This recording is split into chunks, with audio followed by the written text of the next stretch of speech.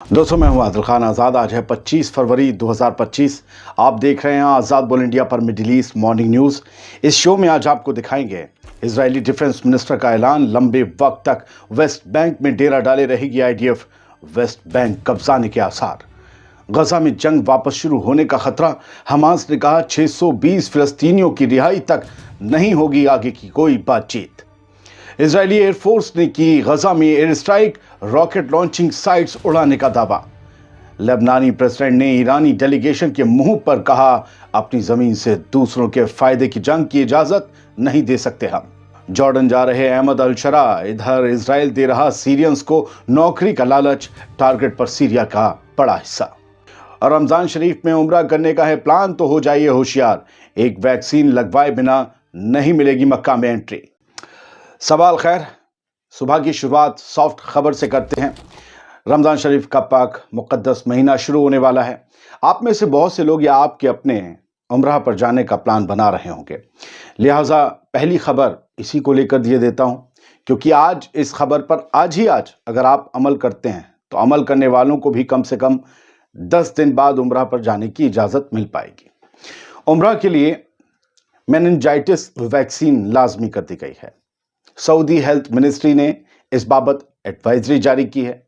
Saudi Arabia की ministry of health ने रमज़ान के दौरान उम्रा अदा करने वाले लोगों के लिए मेनिंजाइटिस का टीका लगवाने की अहमियत को उजागर किया है, और जो एडवाइजरी जारी की गई है उसमें काफ़ी तफसीलात भी दी गई हैं। कुछ चीज़ें मैं आपको बता देता हूँ। ये प्रिवेंशन मेजर है, मतलब एक तरीके से यूँ समझिए कि एक एहतियाती कदम है, और इस प्रिवेंशन मेजर का हिस्सा है जिसका मकसद इन्फेक्शंस डिजीज़ का फैलाव रोकना है, एक दूसरे से जो लग जाती है इन्फेक्शन से। सऊदी प्रेस एजेंसी के मुताबिक वैक्सीन उम्रा से कम 10 दिन पहले लगवानी ज़रूरी है। मतलब अगर आप 10 तारीख को जाना चाहते हैं तो 1 तारीख को आपको या पिछले महीने की आखिरी तारीख को आपको वैक्सीन लगवाना ज़रूरी है, तो इससे इम्यूनिटी डेवलप हो सकेगी 10 दिन में, और तभी आप पास हो सकेंगे। पिछले 5 सालों में वैक्सीन लगवाने वालों को बूस्टर डोज की ज़रूरत नहीं है, क्योंकि ये वैक्सीन इस ड्यूरेशन तक इफेक्टिव रहती है। अगर आपने 5 साल के अंदर वैक्सीन लगवाई है तो कोई ज़रूरत नहीं है बूस्टर डोज की। सेहती ऐप है, एक सेहती ऐप, इसके ज़रिए लोग एडल्ट वैक्सीनेशन क्लिनिक्स में अपॉइंटमेंट बुक कर सकते हैं ताकि वो वैक्सीन लगवा सकें। मिनिस्ट्री का कहना है कि प्रिवेंटिव मेजर्स पर अमल करना एक सेफ और हेल्दी उम्रा एक्सपीरियंस के लिए बहुत ज़रूरी है। ये डायरेक्टिव, ये दिशा निर्देश उम्रा परफॉर्मर्स की सेहत की हिफाजत और हेल्थ केयर सर्विसेज की क्वालिटी बेहतर बनाने की सऊदी हेल्थ मिनिस्ट्री की कोशिशों का एक हिस्सा है। खबर ख़त्म होती है। सुबह हमेशा हमने न्यूज़ चैनल्स की दुनिया में सीखा अपनी नौकरी के 15 साल के दौरान सॉफ्ट खबर से होनी चाहिए, और ये तो बहुत अहम है। आप में से बहुत से लोग उम्रा हो सकता है जाने वाले हों, जा रहे हो तो बेस्ट विशेस, आप सबको मुबारक, दुआ में याद रखिएगा। बात अब असली खबरों की। ऑक्युपाइड वेस्ट बैंक में क्या हो रहा है? कब्जे वाले वेस्ट बैंक में आखिरकार हो क्या रहा है? इजरायली डिफेंस मिनिस्टर ने ऐलान किया है कि वेस्ट बैंक के अंदर इजरायली फौज अब लंबे वक्त तक के लिए डेरा डाल के बैठेगी। मैंने आपको कल बताया था, लगभग 23 साल के बाद इजरायली टैंक्स फिर से घुसे हैं वेस्ट बैंक में संडे के दिन, और ये मुद्दत जो अब कहा है डेरा डाल के बैठेंगे, ये मुद्दत कई साल तक की हो सकती है। यानी एक तरह से एक लंबे वक्त तक हर रोज वेस्ट बैंक की तबाही की तस्वीरें, खुदा न करे लेकिन है उम्मीद, हमें देखनी होंगी तबाही की तस्वीरें लंबे वक्त तक, और बहुत मुमकिन है कि वेस्ट बैंक को परमानेंटली कब्जाने की शुरुआत हो। 1 महीने से ज्यादा हो गया है इजरायली आर्मी ने ऑक्युपाइड वेस्ट बैंक में अपने अटैक्स और ज्यादा बढ़ा दिए। जब से इजराइल ने हमास के साथ गजा सीजफायर एग्रीमेंट साइन किया, उसके बाद से वेस्ट बैंक में रेड्स और मास अरेस्ट में इजाफा हो गया है। मतलब बहुत बड़े लेवल पर गिरफ्तारियां हो रही हैं। इसको लेकर भी हम न्यूज़ आपको बताएंगे। खासकर नॉर्दर्न एरियाज जैसे जैनिन, तुलकारम और नूर शम्स रिफ्यूजी कैंप्स में इजराइल ने एक्शन सबसे ज्यादा किया है। 40,000 से ज्यादा फलस्तीनियों को अपने घरों से मजबूरन बेघर होना पड़ा है। इजरायली फोर्सेस रेजिडेंशियल बिल्डिंग्स को टारगेट कर रही हैं, रोड्स और इंफ्रास्ट्रक्चर को तबाह किया जा रहा है, और सैकड़ों की तादाद में लोग गिरफ्तार किए गए हैं।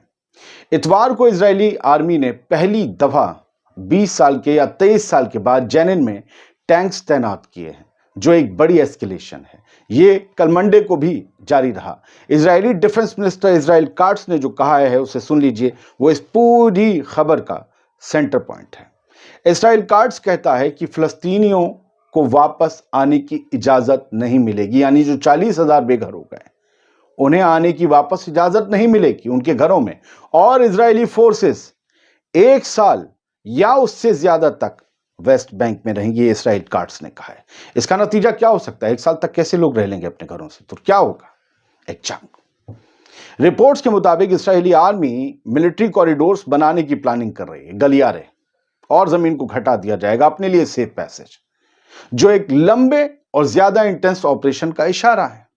कॉरिडोर बनाएंगे तो international committee of the red cross ICRC ने सिचुएशन पर खौफ का इजहार किया है कि सर्दियों का मौसम बेघर फिलिस्तीनियों के लिए जिंदगी और मुश्किल बना रहा है। ICRC का जो बयान है सुनिएगा, वो कहता है कि हजारों लोग अपने घर छोड़ने पर मजबूर हैं और मस्जिद या स्कूल्स जैसी भीड़ भाड़ वाली भरी हुई जगहों पर पनाह ले रहे हैं। घर तबाह होने की वजह से लोग पानी, खाना, मेडिकल मदद और आश्रय पनाह यानी कि शेल्टर्स हासिल नहीं कर पा रहे। खुले आसमान के नीचे हैं, भूखे हैं, प्यासे हैं। बहुत से लोग अपने लापता या गिरफ्तार किए गए घर वालों की तलाश में हैं। क्या आपने गौर किया है कि मैं आपको कुछ दिन से वेस्ट बैंक की खबरें ज्यादा दे रहा हूं? यहां दुनिया का फोकस कम है, लेकिन सबसे बड़ा फिलिस्तीनियों पर क्रैकडाउन अब गजा नहीं वेस्ट बैंक में हो रहा है, और वेस्ट बैंक की खबरें बहुत कम बाहर आ पा रही हैं। सर, अगली खबर की तरफ बढ़ते हैं। फिलिस्तीनी अथॉरिटी से मुतालिक एक ह्यूमन राइट्स ग्रुप के मुताबिक मिड जनवरी के बीच से अब तक इजरायली फोर्सेस ने 365 फिलिस्तीनियों को वेस्ट बैंक के जेनिन और तुल कैरम से गिरफ्तार किया। ये इस 2 इलाकों से गिरफ्तारी कितनी बड़ी, 365 लोग सालों साल बिना केस के जेल में रह सकते हैं। फिलिस्तीनी प्रिजनर सोसाइटी ने यह रिकॉर्ड किया है कि इजरायली आर्मी ने 21 जनवरी को जेनिन पर मिलिट्री ऑपरेशन शुरू करने के बाद से इन लोगों को गिरफ्तार किया। 21 जनवरी को ये वेस्ट बैंक में ऑपरेशन शुरू हुए थे। ये ऑपरेशन गजा में हमास और इजराइल के दरमियान सीज फायर और कैप्टिव्स एक्सचेंज यानी होस्टेज और कैदियों की जो अदला बदली है उस डील के 2 दिन बाद ही शुरू हुआ था। गजा में सीज फायर 19 को हुआ, 20 को डोनाल्ड ट्रंप सदर बनने वाला था, 21 को वेस्ट बैंक में ऑपरेशन शुरू हो गया। इजरायली मिलिट्री के इस ऑपरेशन को ऑक्युपाइड वेस्ट बैंक में एक बड़ा क्रैकडाउन कहा जा रहा है। अब गजा लिए चलते हैं और यह अपडेट है। इजरायली आर्मी ने गजा पर हमला किया है। रॉकेट लॉन्च साइट्स निशाना बनाने का दावा किया गया है। इजरायली आर्मी ने दावा किया है कि इजरायली फाइटर जेट्स ने गजा में 2 रॉकेट लॉन्च साइट पर बम गिराए हैं, उन्हें तबाह किया है। इनमें से एक साइट से मंडे की सुबह एक रॉकेट फायर किया गया था इसराइल की तरफ, यह दावा किया गया IDF की तरफ से। इजरायली मिलिट्री के मुताबिक ये एयर स्ट्राइक्स गजा से होने वाले रॉकेट अटैक्स का जवाब है। अब अगली खबर यह बताती है कि गजा में सीज फायर डील खतरे में है, जंग वापस शुरू हो सकती है। हमास ने एक इल्जाम लगाया है। हमास ने कहा है कि नेतन्याहू जानबूझकर सीज फायर डील को सबोटेज कर रहा है। हमास के एक ऑफिशियल ने Israeli prime minister Benjamin Netanyahu पर इल्जाम लगाया है कि वो गजा सीज फायर डील को जानबूझकर खत्म करने की कोशिश कर रहा है। असल में मसला यह है कि इसराइल ने फिलिस्तीनी प्रिजनर्स की रिलीज पोस्टपोन कर दी है। ये तो हम आपको बता ही चुके हैं कई बार, और दुनिया में बहुत से लोग बता चुके होंगे। मकसद क्या बताया सबने, तफसीलात क्या है? हमास के पॉलिटिकल ब्यूरो के इस खबर की तफसीलात। हमास के पॉलिटिकल ब्यूरो के मेंबर बासेम नईम ने अल जजीरा से बात करते हुए कहा कि जब तक इसराइल 620 फिलिस्तीनी कैदियों को रिहा नहीं करेगा, जेलों से आज़ाद नहीं करेगा, हमास सीज फायर टॉक्स में शामिल नहीं होगा। इन 620 फिलिस्तीनियों को शनिचर के रोज रिहा किया जाना था, जिससे इसराइल मुकर गया अपने होस्टेजेस वापस लेने के बाद। नईम का कहना था कि जब तक पहले स्टेप पर अमल नहीं होता, अगले स्टेप पर जाने का कोई फायदा नहीं है। तो पहले स्टेप में जो 620 कैदियों का वादा था वो रिलीज करो। नईम ने इल्जाम लगाया कि नेतन्याहू जानबूझकर डील को सबोटेज कर रहे हैं और वापस जंग शुरू करने की तैयारी कर रहे हैं। इसराइल ने इतवार को अनाउंस किया कि जो 620 फिलिस्तीनी कैदी शनिचर के रोज रिलीज होने थे उनको डिले कर दिया गया है, जबकि हमास ने 6 इजरायली होस्टेजेस को उस दिन छोड़ दिया था। उन्हें लिया और फिर कहा हम नहीं खेल रहे। इसराइल पीछे हट गया। लेबनान की बात करते हैं और ईरान की बात एक साथ ही है। लेबनान के प्रेसिडेंट ने ईरान से कहा है कि हमारा मुल्क दूसरों की जंग का मैदान ना बने, यानी एक तरह से वो ईरान को लेबनान से दूर रहने को कह रहे हैं कि अपने एजेंडे के तहत अब हमारी जमीन का इस्तेमाल करना बंद कर दो। ये लेबनीज प्रेसिडेंट का मानना है। लेबनीज प्रेसिडेंट जोसेफ ऑन ने बेरूत में एक ईरानियन डेलीगेशन से मुलाकात के दौरान कहा कि लेबनान अब और जंग नहीं झेल सकता जो दूसरे मुल्क अपने मफादात के लिए यहां लड़ रहे हैं। ईरान का डेलीगेशन बेरूत आया था हिजबुल्लाह के लीडर हसन नसरल्लाह और हाशिम सैफुद्दीन के फ्यूनरल में शिरकत के लिए। इसी दौरान ये मुलाकात हुई थी। डेलीगेशन में ईरान के फॉरेन मिनिस्टर अब्बास अराक्ची और ईरान की पार्लियामेंट के स्पीकर मोहम्मद बागिर गालिबाफ भी शामिल थे। लेबनीज प्रेसिडेंट ने जोसेफ ऑन ने इस दौरान कहा कि लेबनान ने हमेशा जंग और अग्रेशन में अपने रहनुमा और अपने शहीद गवा दिए हैं, यानी अपने लीडर्स को शहीद होते हुए देखा है। उनका कहना था कि लेबनान अब थक चुका है। दूसरों की जंग अपनी सरजमी पर झेलने से लेबनान थक चुका है। जोसेफ ऑन का कहना था कि लेबनान को सिर्फ अपनी कौमी यकजहती और यूनिटी से ही बचाया जा सकता है, कोई बाहर वाला आकर उसे बचा नहीं सकता। ये सीधे सीधे ईरान से कहना था आप दूर रहिए, क्योंकि ईरान हिजबुल्लाह का करीबी है और हिजबुल्लाह के लिए फिलहाल लेबनान की सियासत के नज़रिए से देखें तो हिजबुल्लाह के लिए बुरे दिन चल रहे हैं। दो तीन खबरें सर यहाँ से लिए लेते हैं। एक तो खबर ये है कि इसराइल लगातार, हमने कल आपको खबर बताई थी, सीरिया में प्रोटेस्ट हुए हैं बेंजामिन नेतन्याहू के प्लान के खिलाफ। अब एक जेरूसलम पोस्ट की खबर ये है जो 24 फरवरी की है कि कथित तौर पर आईडीएफ ने, इजरायली डिफेंस फोर्स ने साउथ सीरिया में रहने वाले ड्रूज कम्युनिटी के लोगों को जॉब अपॉर्चुनिटीज ऑफर की। कहा कि हम आपको नौकरी देंगे, सुबह आइए, काम कीजिए, पैसा लीजिए, शेकल लीजिए या आपकी करेंसी दे देंगे और शाम को अपने घर हो जाइए।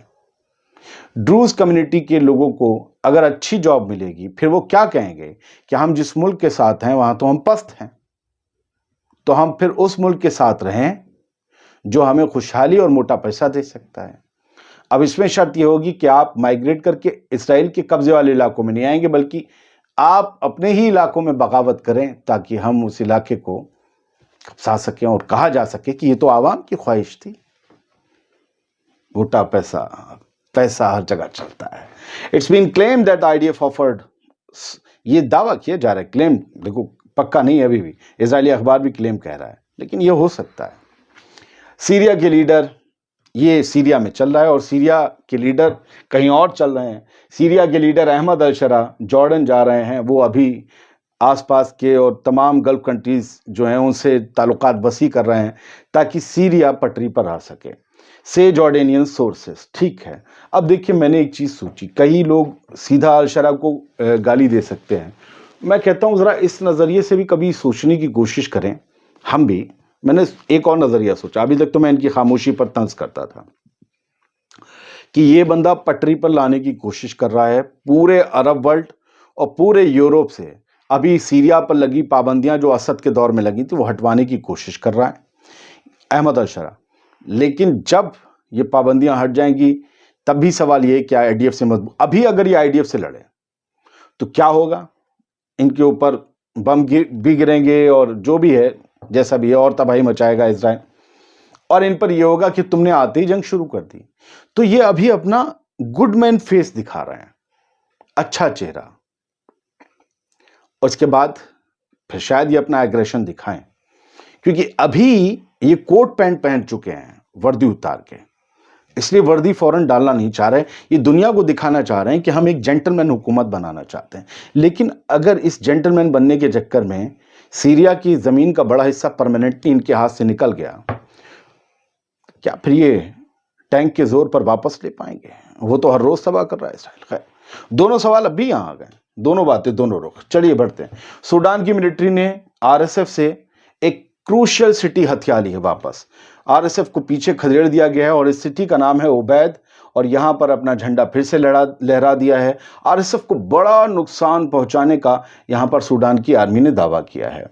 यूएन की एक रिपोर्ट है, यूनाइटेड नेशंस की, आदिल खान की नहीं, यूनाइटेड नेशंस की एक रिपोर्ट है कि यमन के हाउथी कंट्रोल जो एरिया है हाउथी के कंट्रोल वाला एरिया यमन के, वहां सिर्फ 3% यमनियों को सैलरी मिल पा रही है, बाकी लोगों को सैलरी नहीं मिल पा रही।